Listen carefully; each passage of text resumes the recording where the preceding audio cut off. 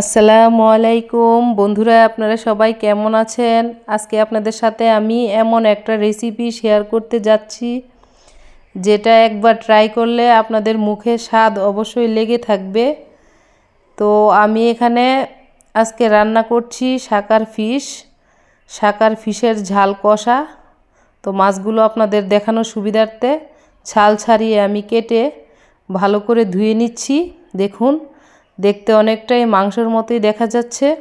তো মাছগুলোকে ভালো করে আমি ধুয়ে নেব এবং রান্নাও করব সম্পূর্ণ বাটা মশলা দিয়ে মাংসর পদ্ধতিতে। এখানে দিয়ে দিলাম সামান্য পরিমাণ লবণ, লেবুর রস, দিয়ে দিলাম সামান্য হলুদের বাটা, দিয়ে মাছগুলোকে ভালো করে আমি মেখে মশলাগুলো অ্যাড করে নেব। এখন দিয়ে দেব মরিচের বাটা, আরেকটু হলুদ বাটা, ধনিয়া বাটা, সামান্য পরিমাণে জিরা বাটা দিয়ে লেবুর রসটা দিয়ে ভালো করে মাছগুলোকে মেখে আমি 5 মিনিটের জন্য রেখে দেব। আর আজকে রান্নাটা আমি অবশ্যই মাটির হাঁড়িতে করব। যে কোনো রান্নাই হোক না কেন মাটির হাঁড়িতে করলে সেটার স্বাদ আরও বহুগুণে বেড়ে যায়। তো আমি এখানে তেলটা গরম করে নিচ্ছি। মাছগুলোকে আগে আমি ভালো করে ভেজে নেব। এই মাছটা যতই ভালো ভাজা হবে ততই খেতে খুবই সুস্বাদু হবে এবং টেস্ট হবে, দেখতেও অনেক সুন্দর হবে। তো আমি এখানে মাছগুলোকে লাল লাল করে ভালো করে ভেজে নিচ্ছি, এপিট ওপিট উল্টিয়ে পাল্টিয়ে ভেজে নিচ্ছি। তো এখন আমি নামিয়ে নেব। এভাবে সব মাছগুলো আমি পরপর ভেজে নেব।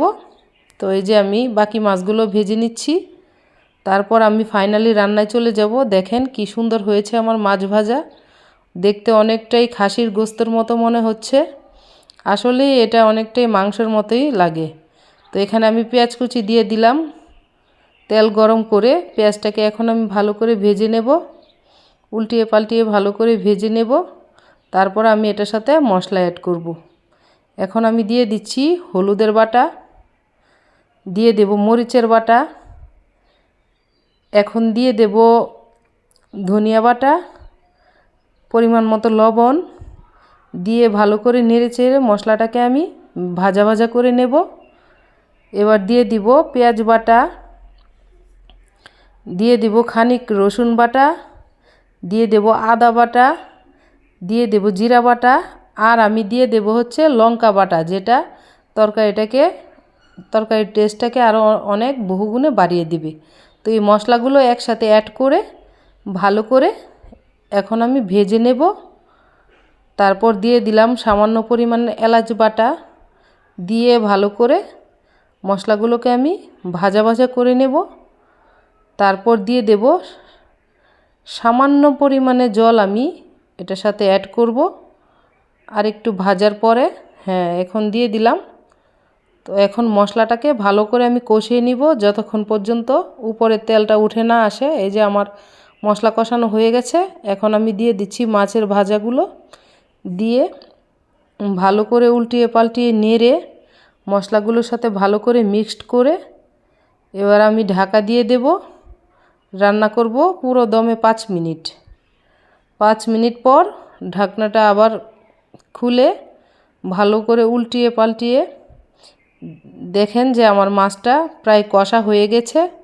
এখন আমি সামান্য মশলার পাত্রটা ধুয়ে সামান্য একটু পানি অ্যাড করব, করে ভালো করে নেড়ে চেড়ে আবারও ঢাকা দিয়ে দিব 5 মিনিটের জন্যে।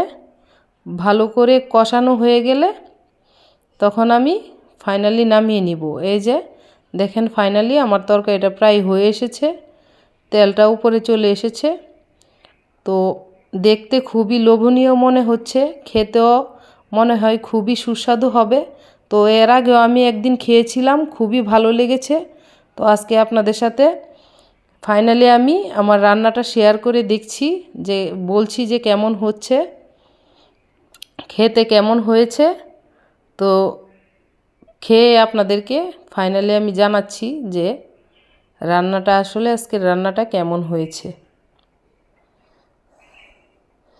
দেখতে অসাধারণ, খেতেও নিশ্চয়ই খুবই ভালো লাগবে। আমি একটু লেবু নিয়ে নিচ্ছি, লেবু আমার খুবই পছন্দের। দেখেন কি সুন্দর মাংসের দানার মতো ভিতরে দানা পড়া, সেই স্বাদ। এত টেস্ট, এত স্বাদ, মনে হয় আমার জীবনে এরকম মাছ আমি আগে কখনোই খাইনি। এত পরিমাণে টেস্ট আর এত পরিমাণে স্বাদ, মাংসকেও হার মানাবে।